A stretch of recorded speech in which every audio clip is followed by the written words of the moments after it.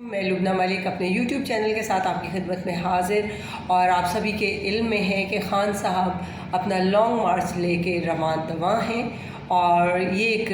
الگ حقیقت ہے کہ کل ایک ایسا واقعہ پیش آیا جس نے سبھی کے دلوں کو جھنجھوڑ ڈالا اور سبھی کے دل تکلیف سے بری طرح سے بکھرے ایک طرح سے، کیونکہ ایک صحافی ان کا کل انتقال ہو گیا۔ لانگ مارچ کے دوران ہی وہ اٹیچ تھیں پاکستان تحریک انصاف کے اس قافلے کے ساتھ، اس وقت سے جب سے یہ قافلہ لاہور سے رواں دواں تھا۔ خان صاحب کو جیسے ہی یہ چیز علم میں آئی، خان صاحب نے اپنے لانگ مارچ کو وہیں پہ روک دینے کا اعلان فرمایا، قطع نظر اس بات کے کہ وہ جانتے بھی تھے کہ گجرانوالہ میں اس وقت لوگوں کی ایک بڑی تعداد ان کی منتظر ہے، ان کا انتظار کر رہی ہے، لیکن انہوں نے وہاں تک جانا مناسب نہیں سمجھا اور انہوں نے صدف نعیم کے دکھ میں غم میں شامل ہونا بہتر جانا، کیونکہ پاکستان تحریک انصاف نظریاتی پارٹی ہے اور وہ اپنے تمام لوگوں کا خیال رکھنا اور ان کی عزت و آبرو کی حفاظت کرنا جانتی ہے۔ یہ بات تو چل رہی ہے، چلتی رہے گی۔ ساتھ ہی ساتھ آپ کے ساتھ ایک اور بات بھی میں ڈسکس کرنا چاہتی تھی۔ ہمارے سیاسی حلقوں میں ایک تذکرہ، ایک شخصیت کا تذکرہ کچھ دن سے ہو رہا ہے، اور وہ شخصیت کون ہے؟ وہ ہے ڈرٹی ہیری۔ آپ دیکھیے ڈرٹی ہیری کون ہے، اور خان صاحب نے کسی کو مخاطب کر کے اس کی طرف اشارہ کرتے ہوئے اسے ڈرٹی ہیری کہا، تو اس کے بعد سے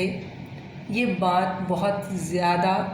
سیاسی رنگ اختیار کیے ہوئے ہے کہ ڈرٹی ہیری ہے کون۔ لیکن اس سوال کا جواب جاننے کے لیے سب سے پہلے ہمیں ڈرٹی ہیری کا سیاق و سباق جاننا بہت ضروری ہے۔ تو میں آپ کو بتاتی چلوں کہ ڈرٹی ہیری 1971 میں ہالی ووڈ میں بننے والی ایک شہرۂ آفاق فلم کا نام ہے، اور اس کا مرکزی کردار اس وقت کے سپر سٹار ایسٹ ووڈ نے نبھایا تھا۔ یہ فلم ایک کرائم تھرلر ہے جس میں پولیس فورس کو ایک سائیکوپیتھ قاتل کی تلاش ہوتی ہے، اور وہ سائیکوپیتھ قاتل کی تلاش میں سرگرداں ہوتے ہیں، اور ڈرٹی ہیری جو اس میں ایک انسپیکٹر کا کردار کر رہے ہیں، وہ ان کا اصل نام جو ہے وہ انسپیکٹر ہیری کلان ہوتا ہے،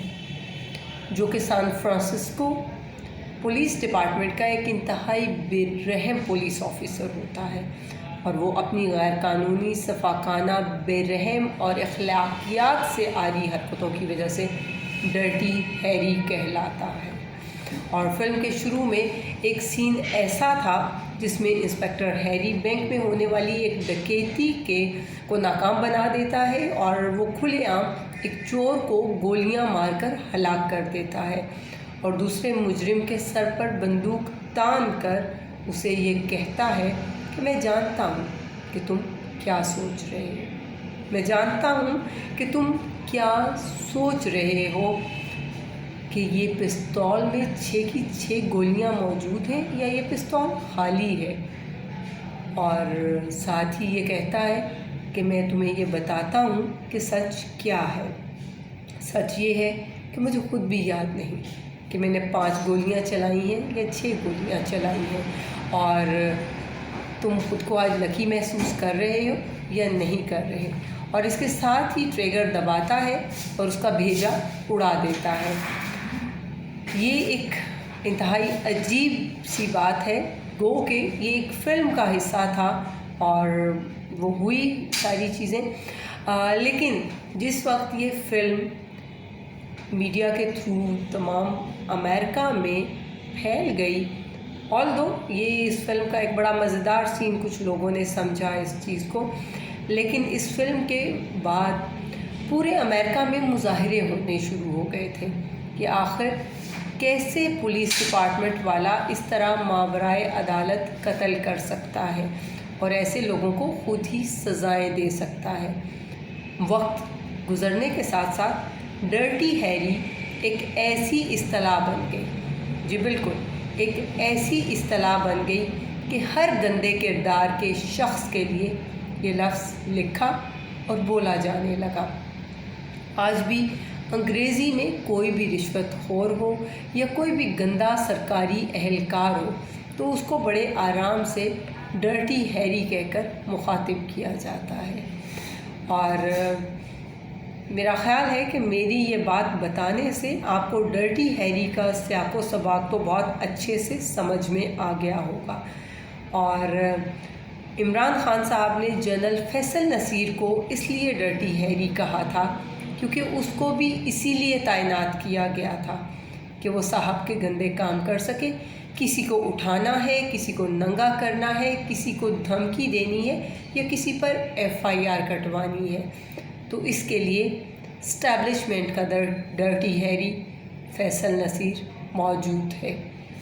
امید کرتی ہوں کہ آپ ڈرٹی ہیری کا سیاق و سباق بہت اچھے سے جان گئے ہوں گے، سمجھ گئے ہوں گے اور یہ بھی جان گئے ہوں گے کہ مجھے آپ کو یہ باتیں یاد کرانے کا کیا مفہوم ہے، کیا مطلب ہے۔ لانگ مارچ رواں دواں ہے اور یہ قافلہ انشاءاللہ تعالی اسلام آباد تک اسی طرح آب و تاب کے ساتھ اور پوری شان کے ساتھ بڑھتا جائے گا، چلتا جائے گا اور جوک در جوک لوگ اس قافلے میں شامل ہوتے جائیں گے۔ پاکستان زندہ باد، عمران خان پائندہ باد۔